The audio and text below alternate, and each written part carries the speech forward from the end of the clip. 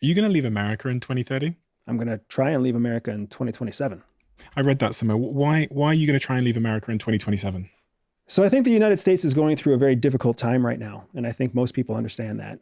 Uh, we are a young country. No matter how much we think that we are the best in the world, we are actually going through the early part of our adolescence as a nation. And you can see it playing out every day in the headlines. You can see it in our role in geopolitical events. You can see that we're suffering in terms of trying to identify ourselves. We don't know, do we want to be a real democracy? Do we want to be kind of a partial democracy? Do we want to treat everybody as equal? Do we not want to treat everybody as equal? We're struggling in the same way that you and I did through middle school, right? My children mean the world to me. And what I want to do is give them a life where they have the choice to do anything they want to do. Unfortunately, I don't believe our country for the next 5 to 10 years is going to be the kind of country that allows children of today to choose and be whatever they want to be. I think our country has some growing up of its own to do before we really offer people equal access to opportunities. So for me, if I was my 11-year-old son, when I turned 15 or 16 years old and I start to really care about something, I would like to be in a place where I can explore that thing. I don't think that's going to be in the United States. I think that's going to be in Europe. I think that's going to be in the Middle East. I think that's going to be in Latin America, where he will have all the advantages of the world outside of the United States. What do you think about what's going on at the moment with geopolitics as it relates to like China and the US? There's a bit of a power struggle going on, and there has been, but a lot of people forecast that China is eventually going to overtake, or maybe it already has, the US as the sort of global economic force. Um, are you preparing for that? Do you think it's going to happen? I think that there's two realistic outcomes and there's one less realistic outcome. The most realistic outcome is that the United States and China continue to compete and reach parity, equality with each other. That's the most realistic outcome. Maybe the United States remains 10% bigger. Maybe China gets 2% bigger economically, but they approach parity, they approach equality. I don't want to live in the United States when it loses so much status that another country reaches economic parity. Think about that for a second. The world is accustomed to one superpower. Once there are two superpowers, everything changes.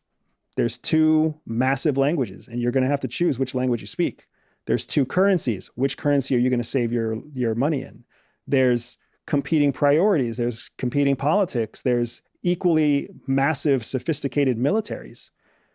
When you are in one of those two countries, at the moment that they reach parity, you are in the most dangerous position because the number one target for China will be the United States. The number one target for the United States will be China. Right now, there's not parity, there's not equality. So the United States has to worry about everybody. And China doesn't really have to worry about many people at all. But as that equality gets closer and closer, there's more and more threat. Think about it in business terms. When you're the industry leader in your business, Google. you don't have to worry about much. You have to worry about all the little guys, but nobody's really a direct threat. But as soon as somebody else rises to meet you, you have to worry about it. The leader used to be Yahoo, right? Yahoo had to see what it's like to lose and gain parity with Google only to then be eclipsed, right? So most probable outcome, we reach parity.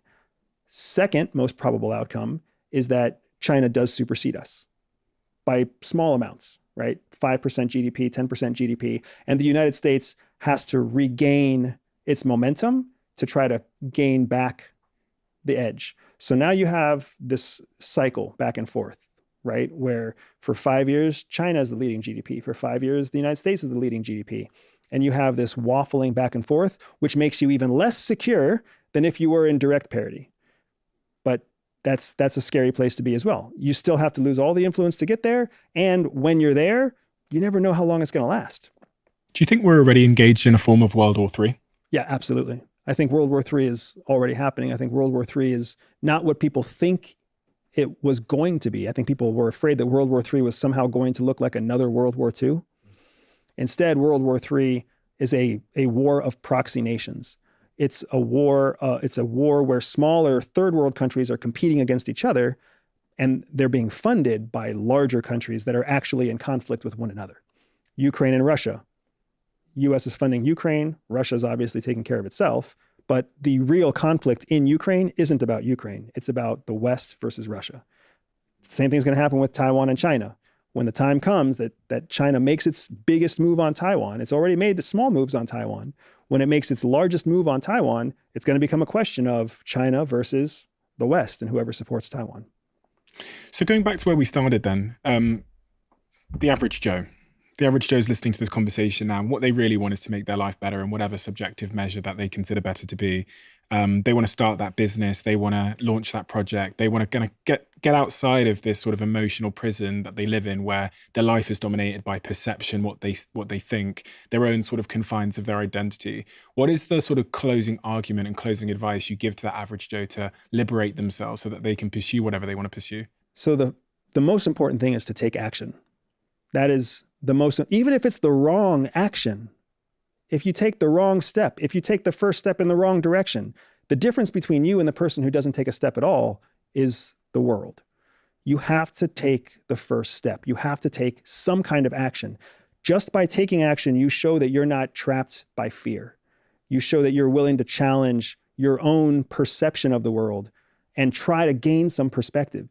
It doesn't matter what that action is. I don't care whether you read a book, whether you buy a program, whether you sell your first prototype.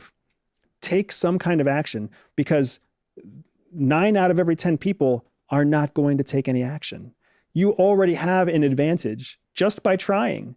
And so few people understand that. They think there's some kind of advantage in waiting. There isn't. The longer you wait, all you're really doing is giving the other 9 people a chance to be the first one to take a step. If you take the first step, you beat the competition right out of the gates. And you know this as well as I do. Even if your first 3 or 4 steps are fumbles and trips and you fall on your face, by the time you stand up, you're 4 steps away from the rest of the competition.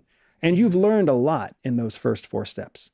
So my suggestion is take action. Take action using the skills that we talked about today. Take action using the skills that you've talked about on some other podcast. Just take action. Identity. We talked about how the CIA kind of rewrite your identity a little bit so that, it gives you some sort of cover. But one of the things that stops us taking action is our own identity. What have you come to learn, and what do you think now about the role of identity, how it gets in our way and how we can liberate ourselves from it? The worst person to determine who you are is oftentimes you, because you see it all. You live in your own secret life. The rest of the world sees your public life. Even if your public life is accidental, the world sees you differently than you see yourself. So when you look at yourself, it's like looking through a magnifying glass. You see every wart, you see every crevice, you see everything wrong because you have the magnifying glass. The rest of the world, not only do they not have a magnifying glass, but they're standing 10 feet away from you. So they see something very different than what you see. So a lot of times, whatever you think about yourself is actually inaccurate when you apply it against the test of perspective. Because what other people see and what other people think of you, you are usually very wrong from what they think. We have a closing tradition on this podcast where the last guest leaves a question for the next guest, not knowing who they're going to be leaving it for. Now, the question that's been left for you in the diary of a CEO is very, very interesting. What is something you used to strongly believe that you have fundamentally changed your mind on? I used to believe that people could be equal. And fundamentally now, I know that people will never be equal, because equality is not really the thing that we're after. What we're secretly after that we don't want to admit to is we're always after being better, having more, being in a better position than everyone else. So we will constantly strive to take advantage of secrets, to take advantage of opportunities, to find an edge that we do not share with other people. But publicly, we will say that we wish there was more equality and that we want there to be more equality, when secretly we don't. I used to be one of those people that wanted everything to be equal. And now I am one of those people who is very happy in a world where things are not equal. Why? Because I see through the noise. I understand that what we want isn't what we actually say. So these politicians that are saying, you know, maybe on the left that are saying, you know, we want equality, we want everyone to be equal, you think they're bullshitting? Absolutely. That's not what they want. What do they want? What they want is more of the current status quo, which is to have conflict with the opposite side. And what they also want on top of that is to be in a position where the masses trust the politician to be in control over more aspects of the population's life.